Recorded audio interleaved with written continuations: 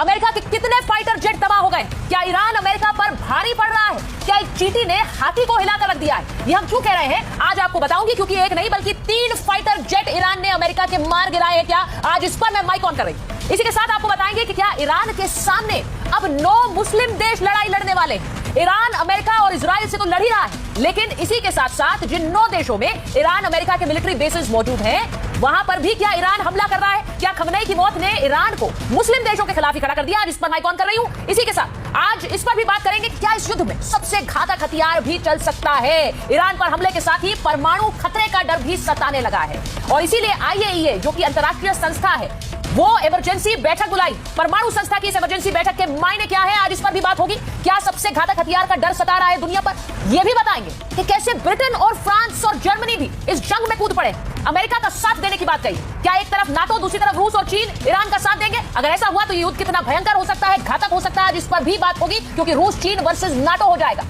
आज इस पर भी बात करूंगी कि खमनई की लोकेशन आखिर किसने दी, किसने बताया खमनई शनिवार सुबह कहां थे जब ईरान और इजराइल ने हमला किया, क्योंकि ईरान में उसे ढूंढा जा रहा है जिसने खमनई की लोकेशन इजराइल को बताई। आज इस पर बात होगी। मोसाद और CIA के कौन से एजेंट खमनई के करीब थे, इस पर बात होगी। इसी के साथ ट्रंप ने ईरान पर हमला किया, इस पर भारत में हाई अलर्ट है। क्या भारत में हाई अलर्ट आखिर क्यों है? गृह मंत्रालय ने हाई अलर्ट में जो बातें कही है वो आपको बताऊंगी, लेकिन सवाल यही है कि ट्रंप ने खमनई को मारा और अमेरिका ने खमनई को मौत के घाट उतारा, लेकिन अलर्ट भारत में है। आज इन सब पर माइक ऑन कर रही हूं, लेकिन सबसे पहले आपको तस्वीरें दिखा रही हूं। इजराइल और अमेरिका के हमलों में ईरान बुरी तरह से बौखला गया है। आपको सबसे पहले तस्वीरें दिखाती हूं। इजराइल के प्रधानमंत्री नेतन्याहू को निशाना बनाने की कोशिश की गई। ये जो तस्वीरें आप देख रहे हैं, ये जो गाड़ियों का काफिला है, ये सड़क पर जाम है, क्योंकि ये सड़क नेतन्याहू के दफ्तर तक जाती है और इसी पर गाड़ियों की भीड़ लगी हुई है। अब ये बताया जा रहा है कि इजरायली पीएम नेतन्याहू के दफ्तर पर ईरान ने हमला किया, ये ईरान ने दावा किया है। ये तस्वीरें देखिए।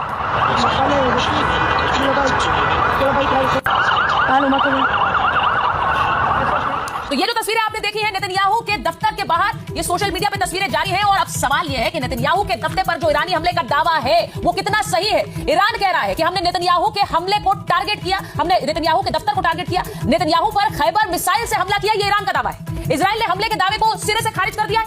ईरान की मिसाइल अभी तक पहुंची नहीं, इजराइल कह रहा है। अब इजराइल ने मिसाइल अलर्ट तो जारी कर दिया है, जिसका सीधा मतलब यह है कि आसपास के इलाके में किसी तरह की कोई मिसाइल ना आए। इजराइल दावा खारिज कर रहा है, ईरान कह रहा है कि हमने नेतन्याहू को टारगेट किया है और हम आगे भी नेतन्याहू पर अटैक करेंगे। यानी अगला टारगेट ईरान के लिए क्या नेतन्याहू है? सवाल यह है, क्योंकि सिर्फ इजराइल नहीं, सिर्फ नेतन्याहू नहीं, अमेरिका भी ईरान के टारगेट पर है। और आज आपको दिखाऊंगी कि कैसे ईरान ने अमेरिका को हिलाकर रख दिया है। एक तस्वीर आपको दिखाती हूं, नेतन्याहू के दफ्तर पर हमले का दावा। उधर कुवैत में अमेरिका के 3 F-15 फाइटर जेट्स गिरा दिए। ये देखिए सर, इन पर घात लगाकर निशाना लगाया।